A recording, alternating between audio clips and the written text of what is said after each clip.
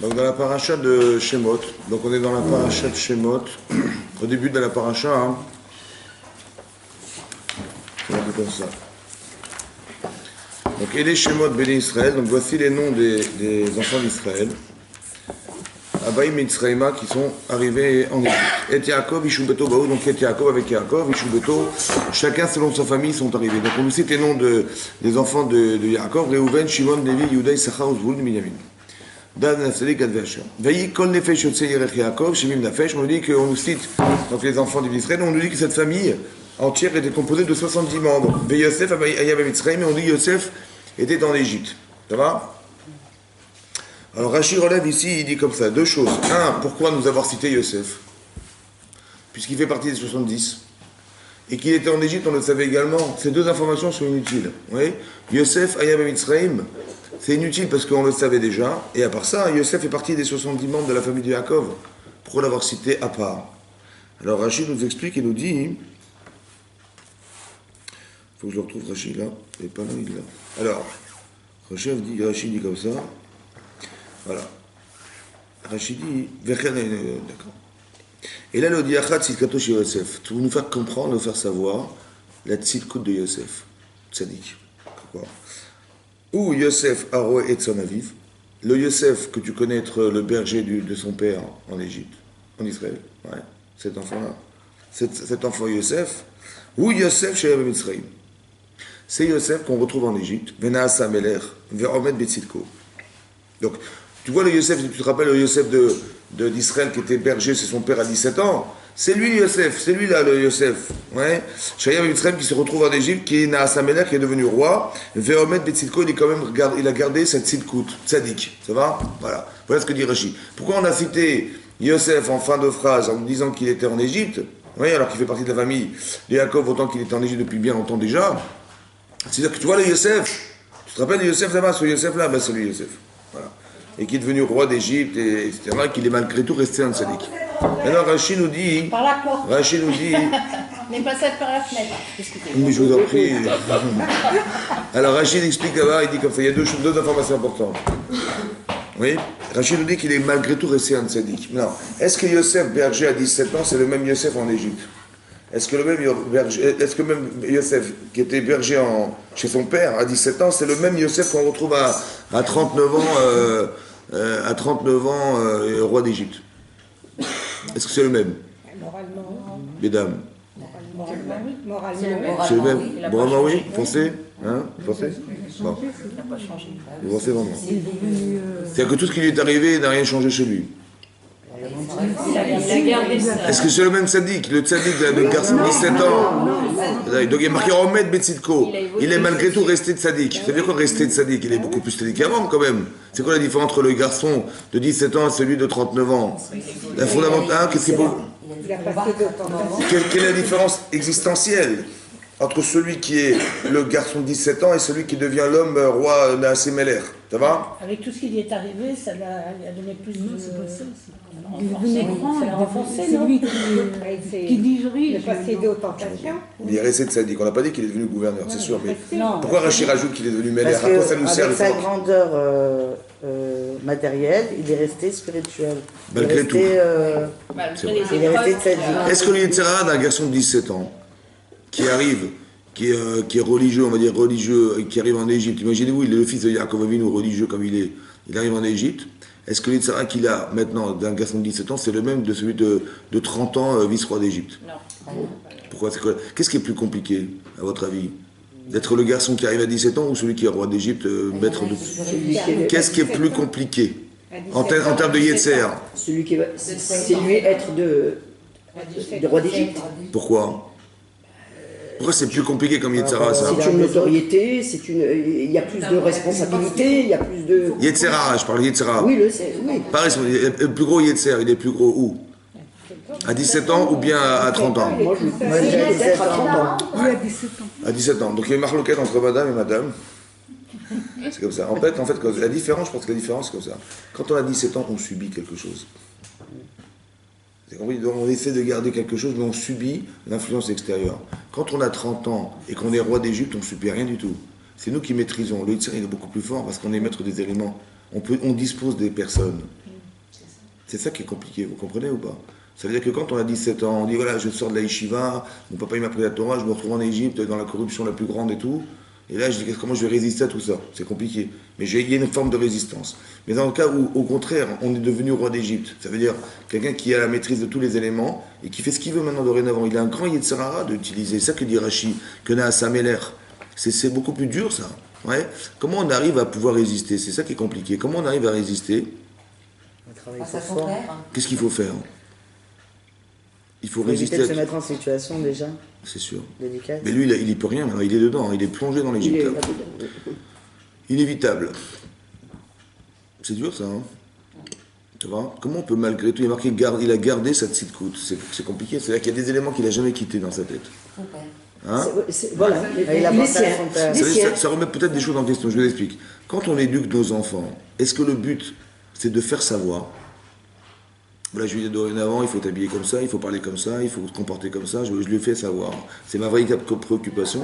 Où il faut que je réussisse à ce que les éléments deviennent des éléments émotionnels très forts. Que quand émotionnellement il va être confronté à l'inverse de ce que je lui ai dit, il va être capable de se battre émotionnellement contre ce que je lui ai appris, ce qu'il va devoir vivre un jour. Est-ce qu'on va se contenter de faire savoir à nos enfants, ou on va absolument mettre que la connaissance, faire que la connaissance elle devient une connaissance émotionnelle, parce que demain, l'Yetzer Hara, il est émotionnel. Vous avez compris, quand quelqu'un il a un problème émotionnel Yetzer, et qu'il a la connaissance de ce qu'il doit faire, la connaissance, elle est balayée par l'émotion, largement, vous comprenez, elle est largement balayée. Donc ça veut dire que derrière tout ça, on veut nous apprendre que quand Yaakov il a pris la Torah à son fils, il lui a pas dit d'Alachot, voilà, Mechimon, Savoura, va faire comme ça suffira pas ça. Est-ce que vous comprenez? Parce que demain, il dira, bah oui, mais c'était plus fort que moi. C'était plus fort que moi. Ça veut dire plus fort que moi. Plus fort que ce que j'étais, plus fort que ce qu'on m'a formé. C'est ça que ça veut dire plus fort que moi. Donc qu'est-ce qu'il faut faire quand on forme des gens? Il faut arriver à ce que émotionnellement, la notion qu'on va devoir remettre, il s'est tenu. Ça veut dire que tout ce qu'on a donné, enseigné, appris, il faut mettre de l'amour dedans, il faut mettre beaucoup d'affection, il faut mettre beaucoup de compassion, il faut mettre beaucoup d'émotion. Parce que c'est l'information rigide et sèche telle qu'elle est transmise, elle va être balayée carrément par l'émotion, vous voyez, du Yetzer. C'est évidemment comme ça. Il faut mettre un exemple aussi. Et voilà, mais quand vous dites être un exemple, c'est émotionnel. L'image que vous renvoyez à vos enfants, elle n'est pas simplement figée. Par exemple, quand Yosef, plus tard dans la paracha, on verra qu'il va être éprouvé par la femme de Potiphar, dit l'Agma dans Sota, il a vu le visage de son père, c'est ce qui l'a empêché de fauter. Ça va? Mais moi j'aimerais bien aussi que quand je fais une avéra, je vois mon père, ou je vois mes... C'est facile ça, il voit son père, il va pas fauter, mais il a tellement honte devant. Comme si son père était rentré dans la salle. C'est facile quand on est surpris en train de faire une avéra, qu'on s'arrête instantanément. C'est vrai ou pas? Qu'est-ce que ça veut dire? Qu'est-ce que la Torah voulait nous apprendre? Alors peut-être l'idée de voir son père, c'est que son père, il avait une telle influence sur lui, que quand il a fauté, il a vu son père. Vous comprenez? C'est pas que son père tout à coup il est venu lui apparaître. C'est qu'il s'est senti contredit par l'enseignement émotionnel que son père lui transmet. C'est ça qu'il voit. Il voit son père. Vous comprenez? D'un côté, il se voit se contredire. Et ça le dérange parce que d'un côté, il va vouloir faire une avéra, et d'un autre côté, c'est contraire à ce que son père lui a toujours enseigné. Mais pas au niveau de l'information de son père, mais au niveau de l'image de son père, au niveau de tout ce que ça représente derrière, toutes les émotions qui se dégagent de l'enseignement. C'est pour ça qu'il faut faire attention que quand vous dites quelque chose, quand on apprend, on enseigne quelque chose, il faut mettre énormément d'émotionnel dans ce que vous dites. Pour que cette Torah soit vivante. Elle vive. Pas qu'elle soit un enseignement qui n'a de sens qu'au niveau de la raison d'être. Mais que fondamentalement, on ressente quelque chose, on fasse ressentir. Et des fois, vous savez, l'émotion est des fois beaucoup plus importante que l'enseignement lui-même. Que lorsque vous avez des principes de vie qui sont légitimes et respectables, mais il faut mettre une émotion dedans. Parce que la confrontation, c'est ça l'Yetzer en fait, vous comprenez? On va mettre de l'émotionnel dans nos vies pour essayer de nous faire pencher vers autre chose. Et c'est vrai que d'être roi d'Égypte, au niveau de l'intérêt émotionnel qu'il a d'exploiter tout ce qu'il a dans ses mains, le pouvoir qu'il a, il est énorme. C'est une facilité démentielle qu'il a. Et bien c'est l'émotion qui va pouvoir lui permettre d'être logique. Les émotions qui vont lui permettre d'être rigoureux et accepter de ne pas être intransigeant, d'être intransigeant, de ne pas tomber dans le piège. Ça va? Ça y est. Ensuite, c'est marqué. Alors, je continue. Non, sur ce principe, vous avez compris? Donc, c'est l'image de Yosef qui est très forte. Ensuite, c'est marqué Vayamot Yosef, et mort Yosef. Vechol Echav, et tous ses frères, Vechol Adoraou, et toute la génération. Ou Bnei Israël parou veishchetzu veyarbu veyatzmu. Et donc les enfants d'Israël, c'est les enfants de Yaakov, parou ils se sont multipliés, veishchetzu ils se sont fructifiés, veyarbu ils ont été de plus en plus grandissants, veyatzmu de plus en plus puissants, mais énormément. Donc ce peuple grandit, devient de plus en plus puissant. Vatimale aretzotam. La terre était pleine de juifs, de Béné Israël. On en voyait partout. Vayakom el Chadash al Mitzrayim. Et sur ce, un nouveau roi s'installe en Égypte. Asher lo yada et Yosef, qui ne connaissait pas Yosef. Vayomer el Amo, il dit à son peuple, Iné, Aram Béné Israël. Aram Béné Israël, ça veut dire le peuple des Béné Israël, des enfants d'Israël. Rav ve'atzum mimenu. Sont nombreux et plus puissants que nous. Abba Netrakimalo. Venez, on va s'ingénuer contre lui. Penirbe, de peur qu'il se multiplie. Trouvons quelque chose qui va freiner l'évolution de ce peuple. Vaya Kitikre Mechama. Parce que lorsqu'il arriverait une guerre en Égypte, Venosaf Gamoula Sonenu. Il va s'associer lui aussi à nos ennemis. Veni Chambanou, il nous fera la guerre. Vala Minares, il nous fera sortir du pays. Ça va? Mais non. Le Chachamim d'expliquer ici que c'est connu que les Bnei Israël ont commencé à s'assimiler, oui, et ont commencé à être assujettis à partir de la mort de Lévi. Lévi qui était le dernier enfant vivant de Yaakov. Lévi, ça va? Et on a commencé à s'assimiler. Vayamot Yosef, nous dit la Torah, est mort Yosef, et tous ses frères, et toute la génération qui a connu Yosef a disparu. Et là, les Bnei Israël ont commencé à s'assimiler. Maintenant, très intéressant de comprendre pourquoi la Torah, à Kadosh Baruch Hu, quand il nous a transmis ce message, il a écrit et mort Yosef, ses frères, la génération. Pourquoi on a décanté, on a découpé en trois phases. Il y a Yosef, ses frères, la génération. On aurait dit, voilà, ils sont tous morts. Voilà, toute la famille de Yosef, de Yaakov est morte. Et voilà, l'assimilation, c'est pourquoi la Torah a voulu absolument mettre l'accent sur Yosef, sur ses frères, et la génération qui a connu. Et en une génération, on a tout perdu. Est-ce que vous comprenez ça? Que l'assimilation, elle s'est développée en très très peu de temps. En combien de temps? En une génération. La génération qui a connu Yosef a disparu, c'est terminé. On sait. Mais non, tant que Yosef était vivant, est-ce qu'on était fiers d'être des bénis Israël? Tant que Yosef était vivant, imaginez-vous le président de la République qui est juif, et il rappelle à la télévision, il dit bonjour mesdames, donc n'oubliez pas ce soir c'est Shabbat, les Néros de Shabbat. On serait voilà, ça aurait été un kiff, oui? Ouais. C'est ça, Yosef est le roi d'Égypte, ça va? Donc il est orthodoxe religieux, il vous enseigne la Torah et le Mitzvot, fantastique. Ça c'était Yosef. Maintenant Yosef est mort. Mais il reste les frères. C'est-à-dire qu'on est rattaché à quelque chose. Des symboles très forts. Mais les frères ont disparu. Mais il reste comme la génération qui a connu Yosef et qui a connu les frères. Elle disparaît. Qu'est-ce qui se passe? Déchéance totale, on descend, on s'assimile. On était fort, on est devenu faible. Ça va? Mais rien n'a été transmis alors. C'est quoi donc le problème? C'est quoi le problème? Transmission. De quoi transmission de quoi? Transmission de La Torah. Transmission de la Torah, mais transmission. Il y a marqué, est-ce qu'il y a marqué la Torah ici? Il y a marqué la Torah, il y a marqué Yosef, il y a marqué. Des guides. Les valeurs. Il y a marqué Yosef, il y a marqué Yosef. les frères, il y a marqué, ce qui est marqué? L'image. L'image. C'est-à-dire que quand on est représenté quelque part par quelqu'un qui est très fort, vous imaginez d'où il vient Yosef? Yosef, il vient d'une famille, il est devenu un homme d'une puissance incroyable, mais c'est sa petite coude qui ressort, vous comprenez? C'est un sadique Yosef. On est fier d'avoir quelqu'un comme ça. Mais non, ça a deux conséquences pour moi. Un, c'est qu'on ne va pas s'assimiler parce qu'on est fier d'être juif, on est représenté quelque part. Deux, est-ce que les gens qui voudraient nous assimiler vont vouloir nous provoquer et nous rendre esclaves, en sachant que le président de la République est juif? Impossible. Donc on a gagné deux, il y a deux remparts. Un, que nous on ne va pas descendre puisqu'on est représenté. Deux, que les gens qui voudraient nous assimiler ou nous rendre victimes, ils ne pourront jamais le faire. Vous avez compris ce qu'on a gagné ou pas? Est-ce qu'on doit se respecter ou pas? Mais c'est énorme ce qu'on gagne. Quand on se respecte et quand on revendique ce qu'on est, un, on n'est plus des victimes, et deux, on est fort. Et quand on perd ses repères, combien de temps ça prend? Une génération. C'est ce qui a marqué là. Vayamot Yosef. Mais la Torah nous dit qu'il est mort. Est-ce que les tzadikim meurent? Après la Torah écrit qu'il est mort. Il est mort Yosef. La Torah dit clairement qu'il est mort.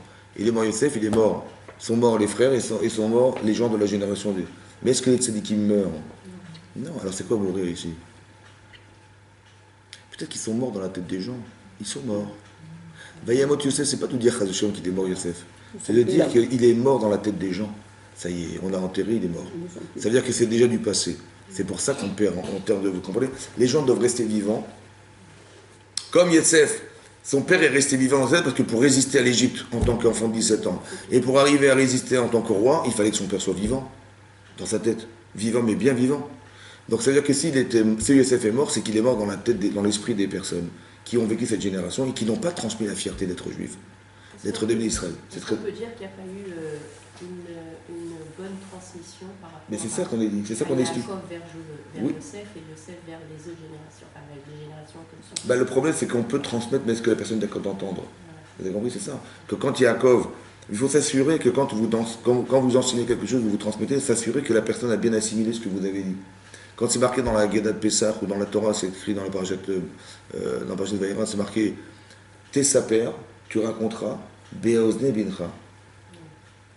Il faut raconter à l'oreille des gens. Bah oui, il ne faut pas raconter aux pieds des gens ni aux mains des gens. Hein. Faut, à l'oreille, c'est quoi d'écouter, de faire entendre à l'oreille? Tu vas dire à l'oreille. Ça veut dire t'assure-toi que c'est bien entendu. C'est pas rentré ailleurs, ou c'est pas sorti d'ailleurs.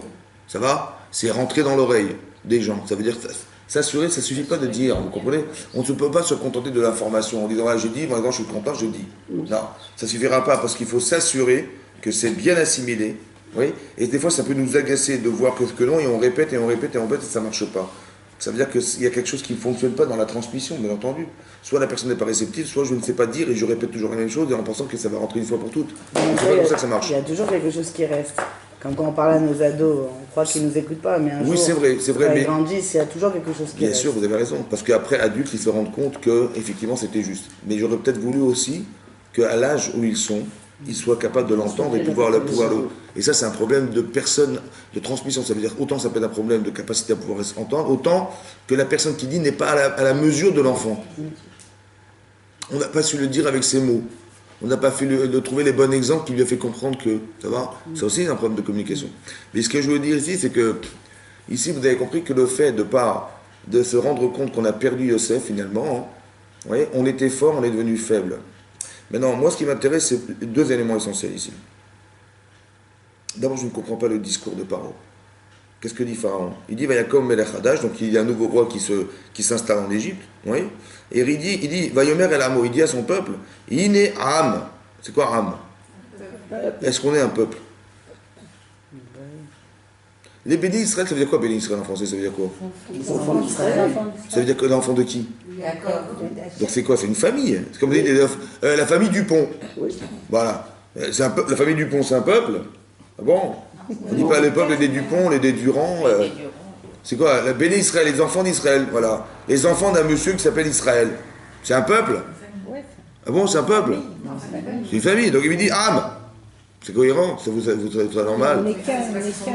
Mais c'est pas normal. Parce qu'ils sont puissants. Mais la famille Dupont, c'est quand vous allez dans le Bottin, vous allez voir, ils sont pas mal. À un moment, ils On dit étaient pas, on dit pas que c'est un peuple. On dit pas.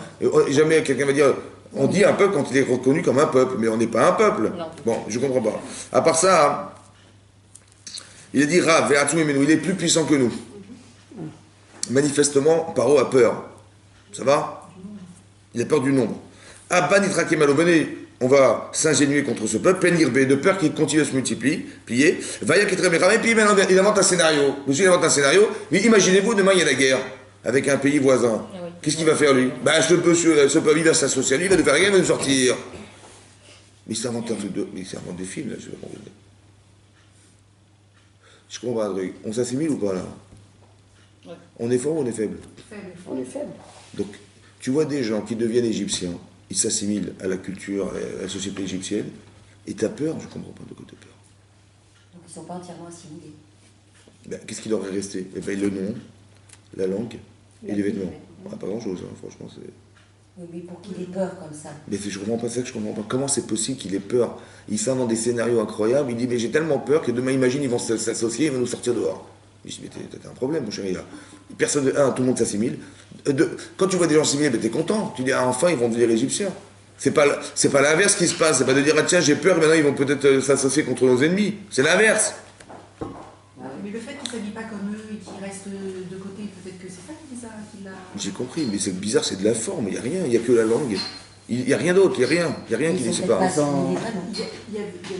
Il y a marqué ici très clairement que le chameau de Mitzrayim a démarré là. On est devenu victime. Quand on est fort, on n'est pas victime. Quand on est faible, on est victime. C'est parce que les gens profitent de notre faiblesse. Donc au départ, on était clairement au-dessus des Égyptiens. Quand Youssef est vivant, quand il est mort, Youssef et les frères, on s'est senti peut-être au niveau des Égyptiens, la génération. Et après, quand la génération disparaît, on s'est senti moins qu'eux. Et sentir moins qu'eux, on peut nous rendre esclaves. On peut nous rendre rien, travailler dans des chantiers. Ça va? Mais au départ, c'était pas concevable de nous mettre dans les chantiers. Mais qui c'est qui a organisé ça? C'est nous. Donc on est en train de, il y a une forme de déchéance de la relation qu'on a avec soi-même qui fait qu'on est devenu des victimes. C'est clair, c'est clair. Donc c'est-à-dire que le fait d'avoir gardé ses vêtements et d'avoir sa danse, ça l'a pas fait de jour des gens forts. Simplement, on a gardé le minimum, on a trouvé la structure, voilà. Maintenant, on est comme si il y avait un mur autour de soi qui nous protège. Mais on est venu très faible au niveau de notre capacité, de notre énergie, notre force qui est derrière. Oui, Youssef, il est puissant. Vous imaginez, lui tout seul, il devient roi d'Égypte. C'est énorme ce qu'il est devenu, ça va? Mais cette capacité de devenir a disparu. Cette force de décision, cette force d'être capable de pouvoir avoir ce génie derrière, tous les génies qui est caché derrière ce peuple-là a disparu. Puisqu'on nous rend des esclaves, on nous rend des gens qui vont faire des travaux ménagers, des travaux de chantier. Comme c'est qu'on avait utilisé notre corps plutôt que notre esprit. Ça va? Et on a peur de quoi finalement? C'est ça que je ne comprends pas. Comment Paro, il peut avoir peur de nous?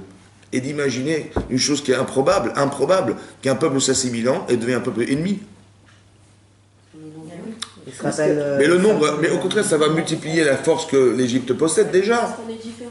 Hein? Parce qu'on est différent. Mais pourquoi ça fait peur? C'est ça que je ne comprends pas. Parce qu'il y a une On est différents, ok, voilà. Voilà, il y a des Français, de tous, il y a des Espagnols, des Portugais, des machins, des Chinois. Les gens s'assimilent, ils deviennent des Français. Ça va? Et les gens qui ne s'assimilent pas, ils s'assimileront pas. Mais pourquoi on a peur? Est-ce qu'on a peur? On dit non, voilà, Baruch Haba, venez, vous allez devenir des bons Français. Parce qu'il impose aussi. Qui c'est qui impose cette peur, à votre avis? Est-ce que, parce que... Hein? Il est mort. Est-ce que c'est pas la parcelle... L'Oyada et Yosef. Est-ce que c'est pas la parcelle divine qu'on a chacun en nous? Que quoi? Qui c'est qui crée la peur de Yosef? La peur de Paro? C'est Dieu. C'est Dieu. Vous savez quoi? Moi j'ai pensé comme ça, écoutez bien. Quand on s'assimile, on est fort ou on est faible? Mais en vérité, on est fort ou on est faible? En vérité, on est puissant, énormément puissant, on est comme Yosef. Qu'est-ce que fait Hachem? Il dit, tu sais, c'est dommage, t'es fort. Mais il dit, mais moi j'y crois pas. Tu sais qui est-ce qui va te dire que t'es fort? C'est Paro lui-même qui va te dire. Il va dire, tu es tellement fort que tu me fais peur. Je dis, je comprends pas, mais c'est l'inverse, c'est vous qui êtes fort et moi j'ai peur. Est-ce que vous comprenez dans ce discours qu'il y a une incohérence? Mais comment c'est qu'il dit des choses bêtes comme ça? C'est bête ce qu'il dit. Mais nous, on est en train de s'assimiler, comme de dire des Égyptiens. Et il dit, mais j'ai peur de vous, vous allez vous multiplier, vous allez m'envahir et vous allez un jour me jeter d'ici. Je dis, mais attends, mais il y a un problème de discours, je comprends pas. Mais c'est l'inverse. Nous, au contraire, c'est nous qui te vénérons et qu'on voudrait devenir égyptien et toi tu dis l'inverse. Ce discours est incohérent. Toute forme d'incohérence vient d'Hachem.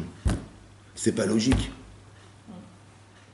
Donc on est en train de nous dire quelque chose qui est comme si Hachem nous téléphonait. Il dit, oh, vous dormez là. D'accord, c'est pas moi qui vous le dis, hein, mais c'est moi qui vous le dis, dit Hachem. Vous êtes en train de vous assimiler, vous êtes en train de vous perdre. Vous êtes fort et dommage que vous ne croyez pas en ce que vous êtes. Comme Yosef était fort et il a cru en ce qu'il était. Il est devenu roi d'Égypte. Ça va? Dommage que vous ne croyez pas en ce que je vous ai donné. Je vous ai donné la force, vous êtes Dieu, vous êtes des enfants d'Abraham, Israël, Jacob, vous avez une puissance incroyable. Cette puissance, vous n'en voulez pas, vous la donnez à qui finalement? Vous la donnez à Paro et c'est Paro lui-même qui va l'utiliser contre vous pour vous dire que j'ai peur de vous. C'est-à-dire que quand vous entendez des choses qui sont de l'ordre, par exemple l'antisémitisme, c'est quelque chose qui ressort de la même problématique. Pourquoi il n'y a que des anti-juifs? Pourquoi? Parce qu'on a de l'argent? Les Américains sont pas plus riches que nous. Intelligents, il n'y a pas des Japonais assez intelligents. Il n'y a pas d'anti-américains, anti-japonais, ça n'existe pas. Par contre, il y a des anti-juifs. Ah ouais, ça c'est... Qu'est-ce qu'il y a de... Est-ce que c'est logique? Bon. Donc il faut comprendre l'antisémitisme. Pourquoi c'est provocateur de... On nous dit qu'on n'est pas des bons juifs. Hein. Ben, c'est quand même incroyable. Pourquoi c'est comme ça? Peut-être parce qu'on ne reconnaît pas foncièrement qu'on est juif. Exactement. Et qui c'est qui va nous le dire? Les autres. Qu'est-ce qui leur a fait dire une chose pareille? Tu vois, quand on est des bons juifs, les gens nous respectent et nous disent Razak ou Baruch. Mais quand ça dérape, on reste toujours des mauvais juifs. Et c'est marrant parce que des gens qui sont complètement assimilés restent malgré tout juifs. Est-ce que vous avez dit un type, ça fait quoi, je crois, 10 générations qu'il est là, il est espagnol, on dit tiens l'espagnol. Ah, mais nous on reste des juifs malgré tout. Hein. Comment c'est possible? On est resté juifs dans la mémoire des autres. C'est incroyable. Le problème ici, vous avez compris que, en fait, le problème, c'est que je pense qu'on ne tient pas compte de la valeur que nous avons. Maintenant, il y a une Gemara dans Sanhedrin. La Gemara dit là-bas, hein, que quand deux témoins viennent au tribunal pour condamner quelqu'un à mort, oui, imaginez-vous quelqu'un, il a assassiné quelqu'un, oui, et deux témoins disent voilà, on était témoins du crime, et on vient au Beddin au tribunal. Bon, pour témoigner, on l'a prévenu, il n'a pas écouté, donc toute la procédure a été organisée et finalisée pour qu'on puisse condamner cette personne. Maintenant, Chachamim disent, dans la Mishnah, dans Sanhedrin la Metzaïn, la Mishnah dit qu'on va faire peur aux témoins. Donc les juges vont faire peur. Mais Yaimim Alehem, on leur fait peur. Mais de quelle manière on leur fait peur? On leur dit comme ça. Vous savez pourquoi Hachem a créé un homme seul sur la terre au départ? Adam Nivra Yechidi. On n'a pas créé un couple au départ dans la création du monde. On a créé l'univers, et après on a mis un seul homme sur la terre. Et de l'homme on a créé la femme. Mais pourquoi on a mis un seul homme sur la terre? On n'a pas tout créé en couple, comme au départ. Au niveau de la création, les animaux c'était par couple, etc. Là on a créé un seul homme sur la terre. Lama Nivra Adam Yechidi. Pourquoi un homme a été créé seul dans l'univers?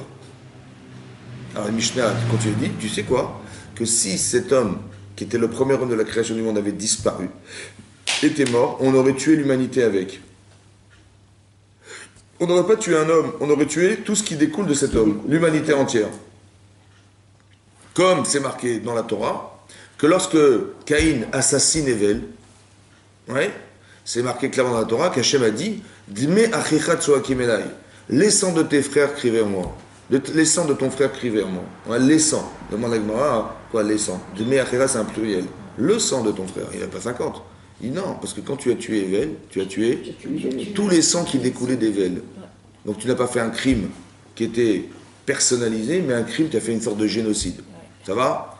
Donc quand on voit un homme, on ne voit pas un homme, on voit ce qui sort de lui, qui découle de lui. Ça va? C'est ce qui est marqué là-bas. Maintenant, donc on dit ça pour dire quoi? Pour dire au final que tu vois, attention, si tu fais un faux témoignage, tu risques pas de tuer un seul homme, tu risques de tuer un monde, olam. C'est pour ça que l'Agmara dit que quand quelqu'un, il permet à quelqu'un de faire teshuva, il sauve un monde, et quand il entraîne une personne à Vera, et il détruit un monde. Ça va? Dit la Mishnah, qu'on a fini de conclure la Mishnah, il dit les fichar, c'est pour cela. Attention. Chayav, Adam Lomar, Chayav est obligé un homme de dire, Chayav, Bishvili Nivra Olam. Pour moi, le monde a été créé. Chayav, ça veut dire quoi Chayav? Obligatoire, obligé de dire. Chayav Adam Lomar, Bishvili Nivra Olam. Pour moi, le monde a été créé. C'est un peu osé quand même. Vous savez ce que c'est que le monde? Le monde, c'est pas la planète. Hein. Le monde, c'est pas la Terre. C'est quoi le monde? C'est l'univers. C'est quoi l'univers? Hein?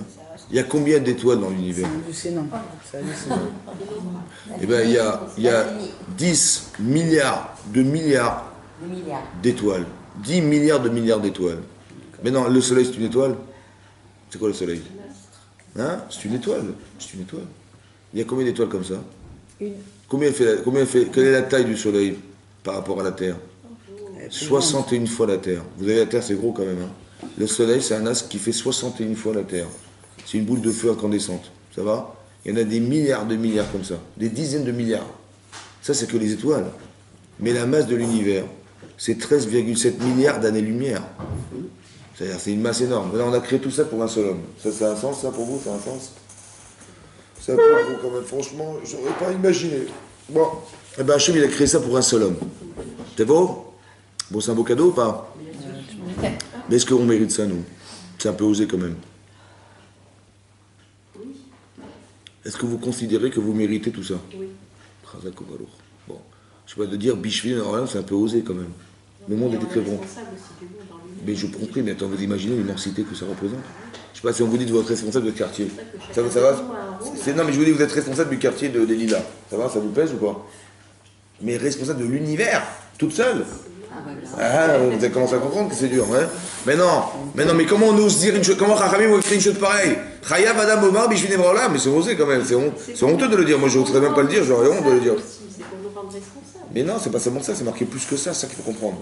C'est pas ça, on a Chayav Adam Lomar, c'est qu'on est obligé, c'est-à-dire qu'on n'y croirait pas forcément, mais on est obligé d'y croire. C'est quoi obligé d'y croire? Chayav Omar, il faut le dire, il faut que vous disiez un jour, le monde a été créé pour moi, ce qui est osé, mais il faut comprendre ce que ça veut dire. Ouais, comprendre ce que veut dire, oser dire une chose pareille. Ça va? Ça, c'est une question. Maintenant, une autre question. Là-bas, le Maharal de Prague, il pose une question, il dit voilà. il y a marqué dans la Mishnah que comment on va dissuader les témoins en leur disant, vous savez, Adam Arishon, il était seul sur la terre. Imaginez-vous, il avait disparu. Bon, on n'aurait pas il n'y aurait pas eu un homme qui aurait disparu, c'est toute l'humanité derrière qui aurait disparu. C'est vrai. C'est vrai pour Adam Arishon, mais est-ce que c'est vrai aujourd'hui? Je sais pas, 2 témoins viennent témoigner, on est 7 milliards d'habitants sur la Terre, il y a 2 témoins qui disent, tiens, celui-là, il a fait un crime, c'est un faux témoignage, on le tue. Bon, il va manquer 1 sur 7 milliards. Hein? Est-ce que c'est dissuasif? Tu dis, là-bas, je comprends, tu tues Adam Arishon, bien sûr, on tue l'humanité entière, bien sûr, il n'y a personne d'autre. Mais là, on est quand même pas, il n'est pas tout seul. Il y a 7 milliards de personnes, indépendamment de cette personne, si elle disparaît, hein, il va manquer 1 dans 7 milliards. Ça va, c'est pas... En quoi les gens ils vont être convaincus de ce qui est marqué? Vous comprenez, c'est ça qu'il demande le Maharal. Il ne dit pas 7 milliards, hein, mais il explique qu'il y a un tellement grand nombre de personnes sur la Terre que c'est sûr que ça n'a pas d'incidence aussi forte que d'imaginer qu'Adam Arishon va disparaître un jour. Donc là, comment on imagine la comparaison avec Adam? C'est ça qu'il demande. Ça va? Alors, il répond comme ça. Est-ce que vous trouvez cohérent d'avoir créé le monde avec un seul homme sur la Terre? C'est normal chez vous, ça? Je sais pas, vous avez une entreprise qui est énorme. Si vous mettez un seul employé, est-ce que vous êtes fier de votre entreprise? Bon, mais Hachem, il a créé une entreprise énorme avec un seul homme. C'est logique, ça? Qu'est-ce qu'il veut, Hachem? Je veux le tester. Pourquoi faire? Ça, moi, je sais pas, j'aurais créé le monde avec 10, 15, 100 millions de personnes. Je dirais, là, il y aura des échanges, on va démarrer avec quelque chose de normal. 100 millions sur 7 milliards, ça va. Une petite, ça va, on démarre avec une petite famille, quoi. Mais un seul homme sur la Terre, ça n'a aucun sens. Ouais, mais en même temps, tout ce qu'on vit, les fautes qu'on fait, etc., c'est lié à un exemple. J'ai compris, mais quelque part, qu'est-ce que ça veut dire de créer une chose aussi énormissime que l'univers pour un seul homme? Il va se perdre dans tout ça, c'est vrai ou pas? Voilà. En même temps, Qu'est-ce que ça veut dire? Qu'est-ce que vous croyez qu'il a pensé, Hachem? Est-ce que c'était trop ou c'était normal? Il a vu, c'est que ça va un sens. Ben forcément, c'est logique. Donc s'il l'a fait, c'est que quoi? Maintenant, pourquoi je trouve ça étonnant? Puisque pour lui, c'est normal. Parce que j'y crois pas. Vous comprenez ça? Si Hachem, il m'offre... Si demain, pour votre anniversaire, je vous ai offert l'aéroport de Ben Gurion, ça va, avec un pilote, un avion, qui vous amène quand vous voulez, avec du carburant, comme vous voulez en Israël. Ça va? C'est pour votre anniversaire. Ça va? Ça vous fait plaisir ou pas? Tout l'aéroport de Ben Gurion avec un avion. Vous pouvez amener toute votre famille, vos amis, vos cousins, et à volonté, avec du carburant et un pilote en permanence pour vous. C'est un beau cadeau? Bon, mais est-ce que c'est normal que je vous offre un truc pareil? Pourquoi pas? Ça dépend qui vous êtes. Ça dépend qui je suis. Mais est-ce que vous y croyez, vous, mesdames? Non, Hein? Non. Mais qu'Hachem, il vous avait offert le monde entier, ça, vous y croyez? Oui, parce que c'est Hachem. Mais c'est pas possible, il faut y croire. Y croire, ça veut dire que c'est possible, c'est plausible. Moi, je suis pas bon Dieu, je sais, mais quand même. Mais c'est comment c'est plausible que vous acceptiez une chose pareille. Mais si on n'accepte pas, c'est qu'on n'y croit pas. On ne croit pas qu'on est capable de recevoir un truc pareil, on n'est pas méritant. La Torah nous dit qu'il faut être capable de croire en ça. Chayav Adam Lomar, Bishvili Olam, ça veut dire qu'on doit avoir un tel rapport de reconnaissance qu'Hachem nous donne ça, et qu'on soit capable de le supporter, de l'accepter, qu'il faut redimensionner son kavod. Se respecter et de faire de soi, au point de dire, mais oui, Chayav Adam Lomar. Est-ce que vous comprenez ça? Ça veut dire que sinon, c'est incohérent ce qu'a fait Hachem. Il m'a donné un cadeau qui est énorme pour moi, qui est trop gros. Ça veut dire que moi, je considère que c'était trop. Et lui, il me dit, mais je l'ai offert pour toi. Donc, qu'est-ce que ça veut dire? Est-ce qu'il a eu raison ou il a eu tort? Mais c'est sûr qu'il a eu raison. C'est moi qui ai tort de croire que je ne vaux pas grand-chose. Donc, qu'est-ce que ça veut dire? Ça veut dire qu'on doit remettre en question la façon dont on a de se voir. Une fois, j'ai dit comme ça. Quand vous voyez la Terre dans l'univers, qu'est-ce que c'est que la Terre dans l'univers? La planète Terre dans l'univers, c'est quoi? Un grain de sable. Un grain de sable. Maintenant, un seul homme sur la Terre dans l'univers, C'est énorme. c'est quoi? C'est énorme. C'est quoi? Un seul homme sur la Terre dans l'univers. Ouais, C'est archi zéro. presque rien. Presque rien. Maintenant, vous savez, la Torah nous dit qu'on a une Neshama. Combien elle mesure notre Neshama? Elle est infinie. Chalek Elokem mal. Donc si vous regardez le corps de l'homme dans l'univers, sur la Terre dans l'univers, c'est infiniment rien. Le corps de l'homme sur la Terre dans l'univers, c'est infiniment rien. Mais si vous voyez la Neshama de l'homme sur la Terre dans l'univers, Elle est c'est trop petit.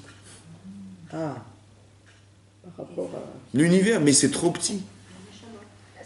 Donc comment il faut réfléchir dorénavant? Est-ce que je dois réfléchir physiquement? Quand je dis mais je suis rien, parce que je réfléchis physique. Mais si je réfléchis spirituel, mais je suis énorme. savez que vous faites partie des 0,02% des habitants juifs sur la terre? 0,02% des habitants de la terre qui sont juifs. C'est-à-dire qu'on a fait une sélection ou pas? Qui c'est qui a fait la sélection? Qui c'est qui vous a vendu? Hein? Donc vous avez un privilège. Vous y croyez ou pas? Il faut être fier de ça. Ben oui. Eh oui, bien sûr, parce que les autres, ils n'ont pas eu votre chance.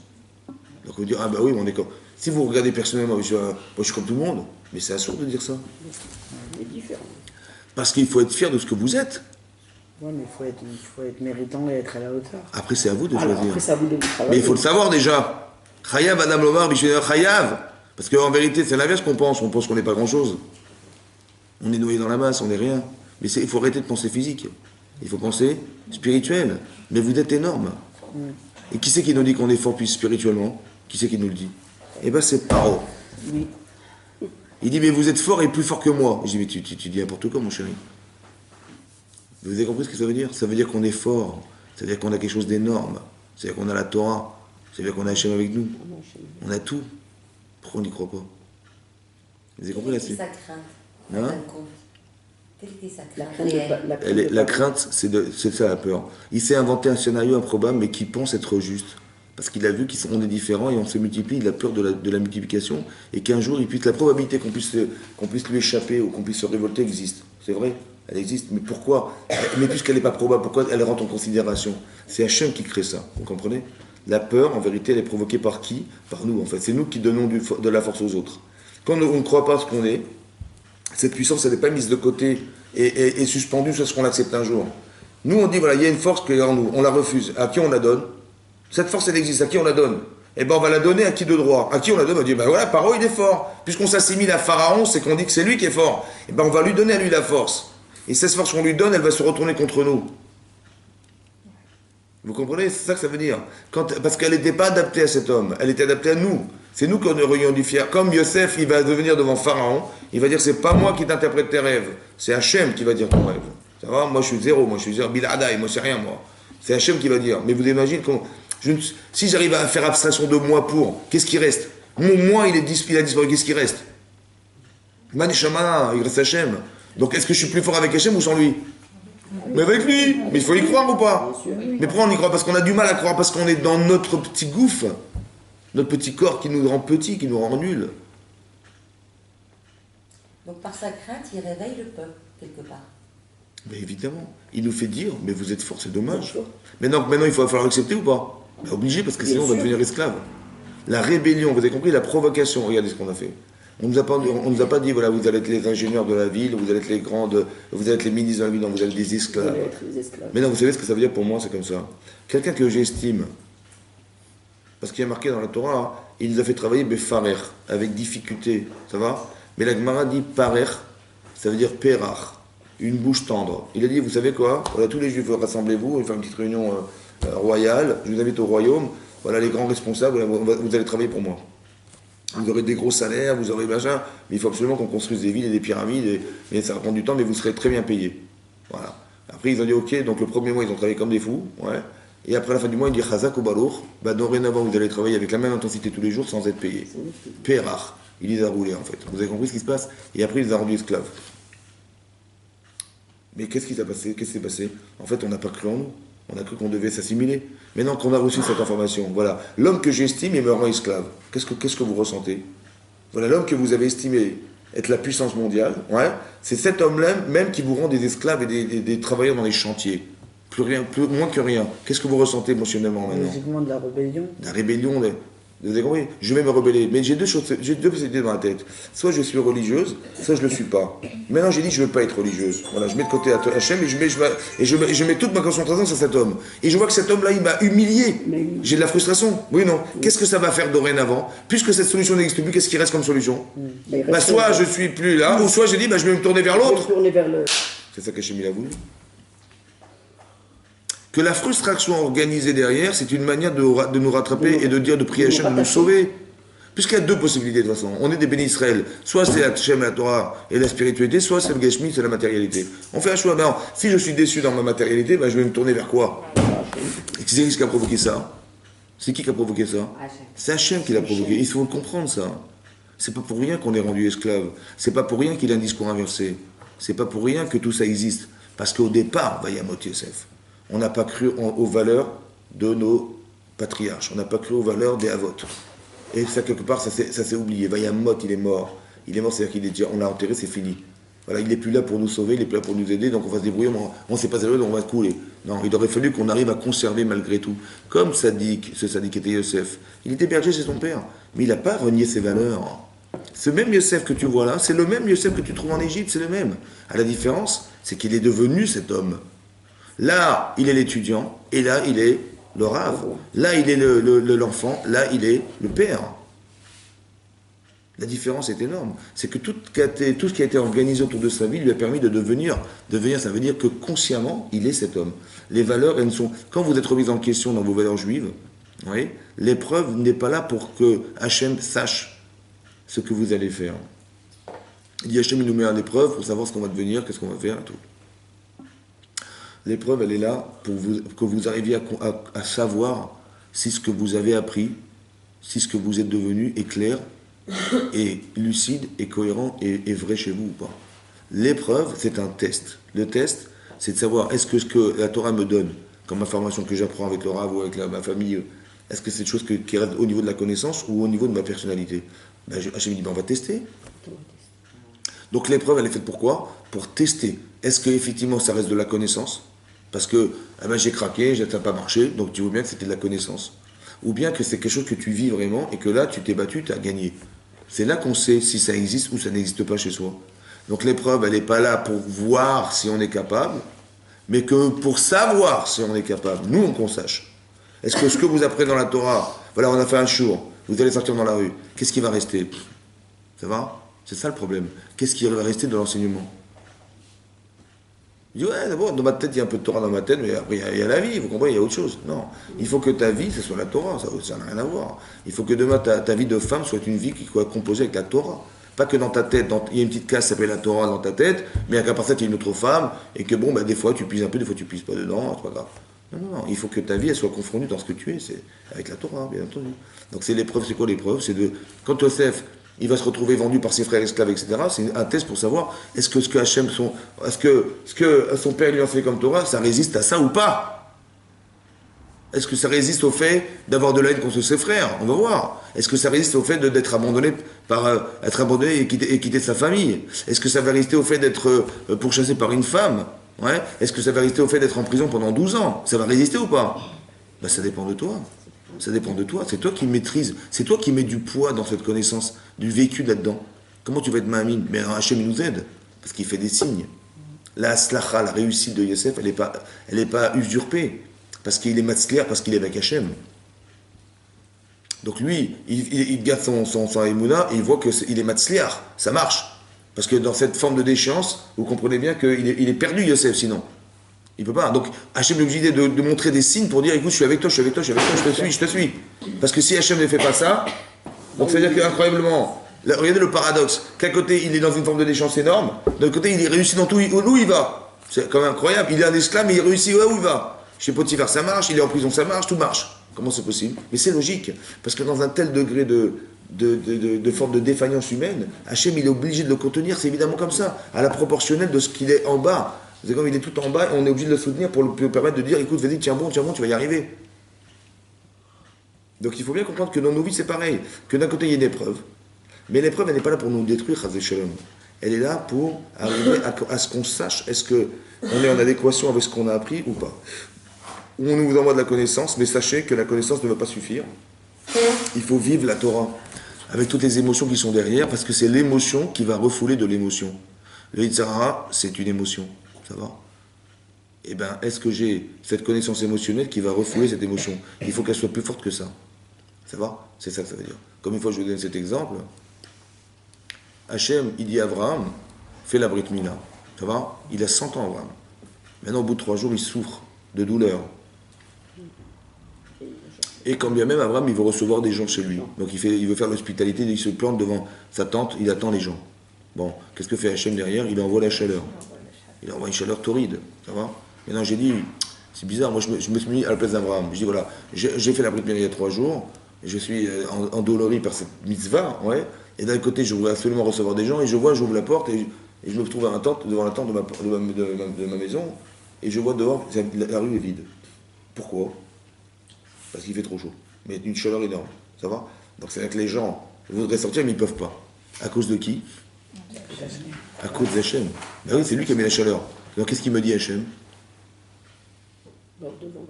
Hein? Attendez, j'ai fait la mitzvah, j'ai écouté Hachem, je suis endolori, et je suis peiné par ce qui se passe dehors, parce que manifestement, Hachem, il ne veut pas de mes mitzvahs, oui ou non? Je suis content ou je suis peiné? Mais énormément peiné. Donc qu'est-ce que je pense? Qu'est-ce que je pense que Hachem pense de moi? Je suis pas méritant. Je suis pas méritant. C'est vrai ou pas? Je suis pas méritant. C'est vrai ou c'est faux?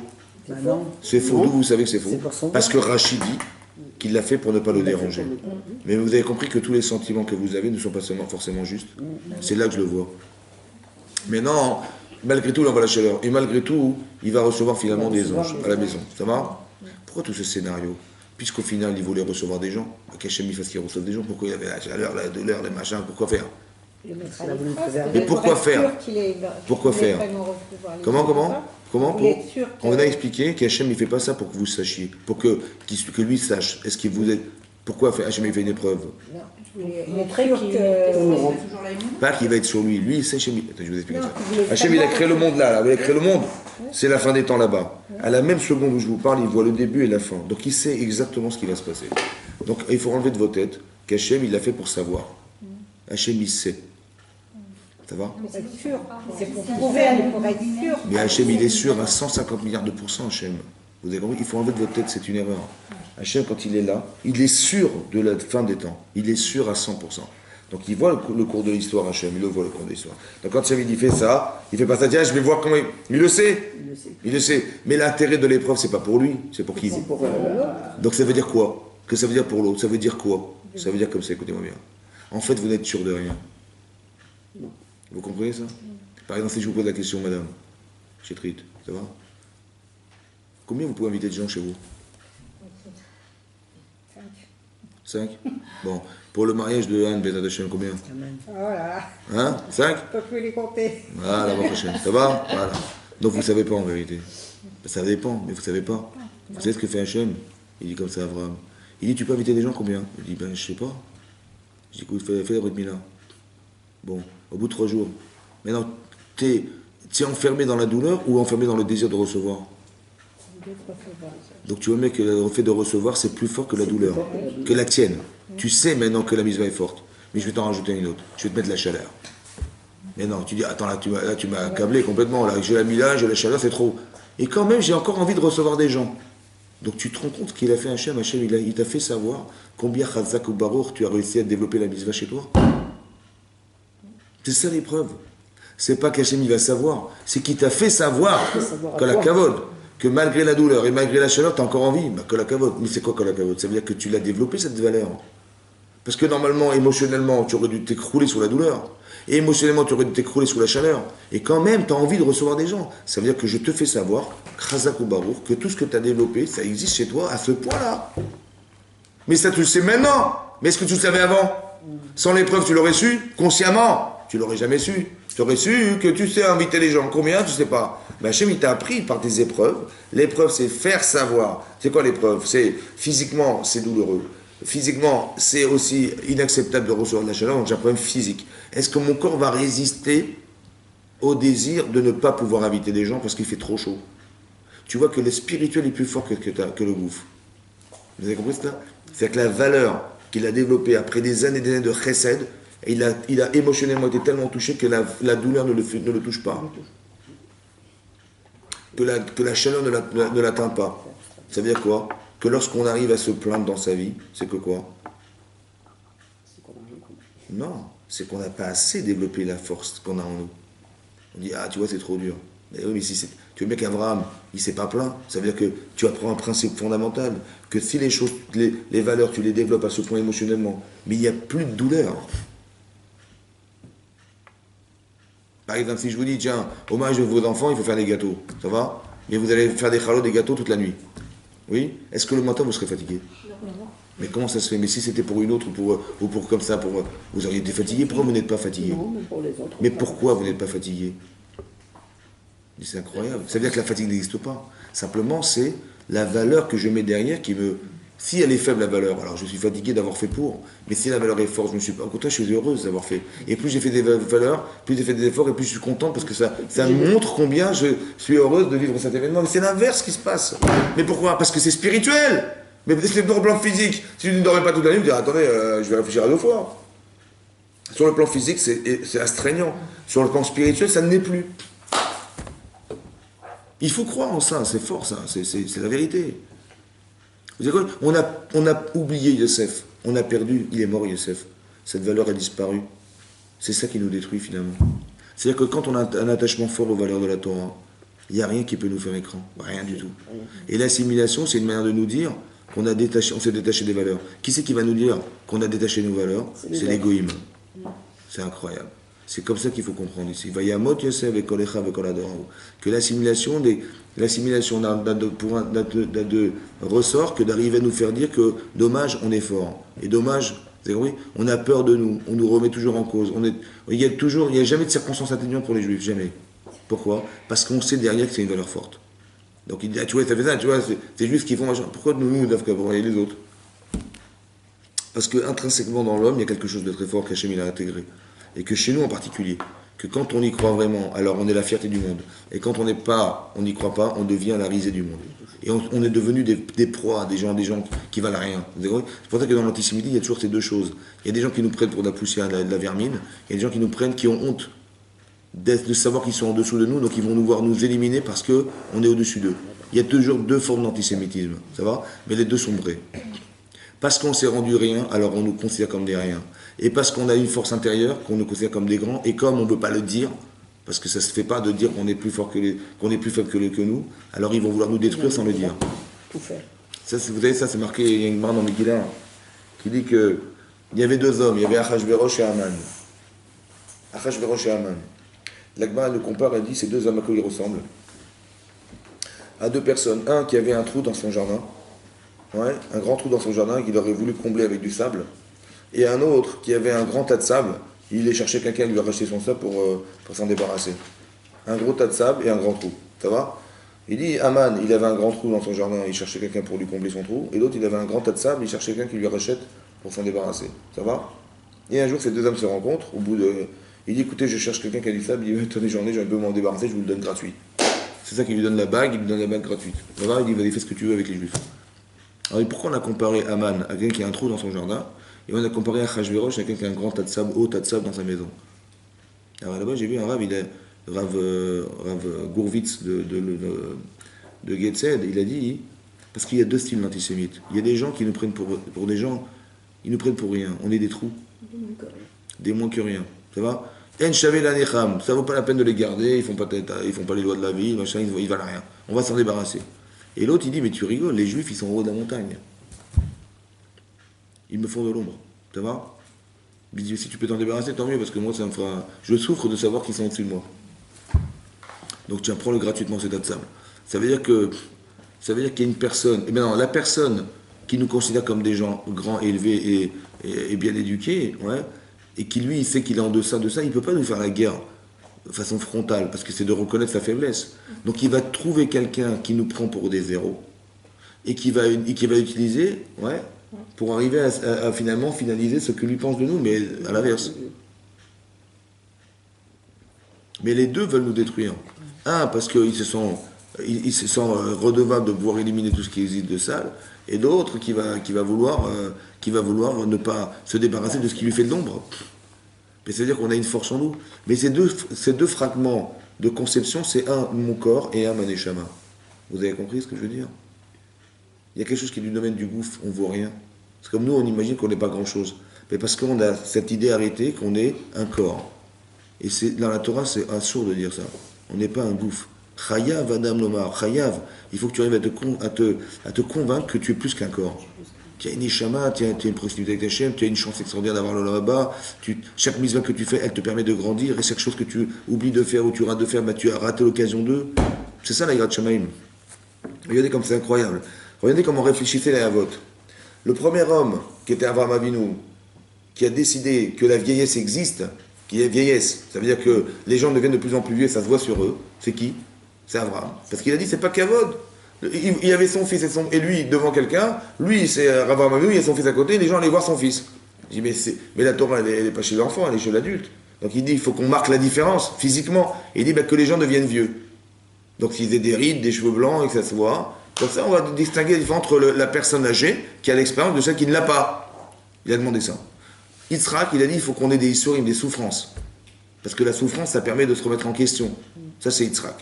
Et Yaakov, il a dit que les gens tombent malades. Ouais, le premier homme malade, c'est lui. C'est ça qui est marqué dans la paracha de Vaïchi, qu'il est tombé malade. Ça va? Et on est venu voir, Yosef disant, ton papa il est en train de dépérir, il faut venir le voir parce qu'il va mourir. Ça va? La maladie. Mais non. Pourquoi? Parce que là, il a dit, c'est pas Kavod du Chacham. L'autre, il a dit, les Issourim, ça permet de faire Teshuvah. L'autre, dit la vieillesse, la déperdition. Ouais, ça permet parce que comment ils mouraient les gens avant? Ils éternuaient, ils mouraient de crise cardiaque. Vous savez que le seul moment où le cœur s'arrête, c'est quand on éternue. Mais après, le cœur redémarre. Ça va? C'est le seul moment. Il s'arrête et il redémarre. Mais avant, les gens mouraient carrément en éternuant. Mais il dit, mais c'est catastrophique, c'est-à-dire qu'ils ne peuvent pas se remettre en question. Ils mouraient, ils éternuaient, ils mouraient. Mais attends, laisse-leur temps. Quand quelqu'un se voit vieillir, il commence à réfléchir. Il devient un peu philosophe. Mais c'est marrant parce que c'est exactement l'inverse de nous. Je sais pas moi, nous, on n'a pas envie d'avoir les cheveux blancs. Des rides, on met du maquillage et des machins pour cacher les trucs, c'est vrai. Les souris, des shalom, on évite les souris. Et la vieillesse, de voir dépérir, ou de voir qu'on va vieillir, ça nous fait peur. C'est vrai ou pas? Mais c'est exactement l'inverse, comment c'est possible? C'est quoi ce paradoxe? Écoutez bien, en vérité, on est dans notre corps. Il ne faut pas vieillir. Il ne faut pas avoir des souris, ça fait mal. Et il ne faut pas se voir se dépérir, c'est pas bien. Mais vous avez compris, on a peur parce qu'on a un gouffre, on réfléchit avec notre corps. Eux, ils ont dit, mais tu te rends compte, tu vas vivre 120 ans maximum. Ta vie éternelle, elle va durer l'éternité. Donc mets des éléments devant toi pour te prévenir de l'éternité. Alors si tu ne vois pas la différence entre un chacham et un enfant, ben, il faut qu'on le voit. Donc tu vas vieillir. C'est important qu'on le voit sur toi. Voilà. À part ça, les sourim, ben, ça va me permettre de faire tes chouvas. Parce qu'après c'est fini, je ne pourrai plus. Vous avez compris, la vraie préoccupation, c'est l'inverse de nous. L'inverse de nous. Nous, eux, ils ont un problème spirituel très puissant. On dit, mais si tu n'as pas d'issourim, ben, tu ne pourras pas grandir. Mais quand tu vas réfléchir entre l'éternité et ta vie sur Terre, qui va durer quelques secondes, par rapport à l'éternité, tu dis, ben, il valait peut-être un petit peu d'issourim, ça aurait été un peu secoué. Tu vois? Et tu aurais peut-être une personne meilleure pour l'éternité. Ça vaut le coup ou pas? Oui. Et on dit, mais de voir qu'on va commencer à vieillir, ça nous fait réfléchir. On dit, tiens, si je connais la limite de ma vie, je dis, ben, il faut que je bosse. C'est comme des gens, ils passent des examens, ils passent le bac. Il dit voilà, je vais travailler 2-3 mois avant la fin du bac, je vais comme un malade, j'aurai mon bac. Ça va? Je dis, mais attends, j'ai pas compris, tu croyais quoi? Que le bac c'est un papier? Comme ça tu auras ton bac, tu auras le papier. Je dis non, le bac c'est une compétence. Maintenant sache que si tu travailles toute l'année, tu auras des compétences différentes que si tu l'as cric-crac ton bac et que tu l'auras juste le papier. Vous avez compris? Nous on croit que quoi hein? On fait les mises cric-crac. Voilà, on retrouve un peu de moment, puis à la fin de sa vie, on va commencer à avoir peur, on va commencer à faire tchouva, on va te bouger. Je dis, mais non, si tu sais que tu vas vieillir un jour, mais déjà prépare-toi, fais un programme déjà aujourd'hui. Pourquoi tu vas avoir le bac cric-crac? Tu veux pas avoir un bac qui soit respectueux hein? Donc c'est ça qu'ils ont voulu, eux. C'est vrai qu'on n'a pas les mêmes préoccupations. Vous comprenez? Que ici, la mort n'était pas vue dans le sens de ah j'ai peur, je vais mourir. Non, c'est que j'ai peur pour pouvoir me construire. J'ai peur pour m'organiser. J'ai peur pour ne pas être déçu. J'ai peur pour ne pas être surprise. C'est ça ma peur. C'est pas la peur, l'angoisse. C'est que tu vois, cette limite existe. On est bientôt à la fin des trucs, donc organise ta vie. Pour que quand arriveront les choses, quand c'est marqué Zachor et Yom Shabbat les Kadesho, rappelle-toi du jour du Shabbat pour le sanctifier. Ça veut dire quoi? Ça n'arrive pas dès la minute Shabbat, tu sors du boulot, machin, tu truc, et tu te douches et hop, et tu rentres, tu allumes tes nérotes.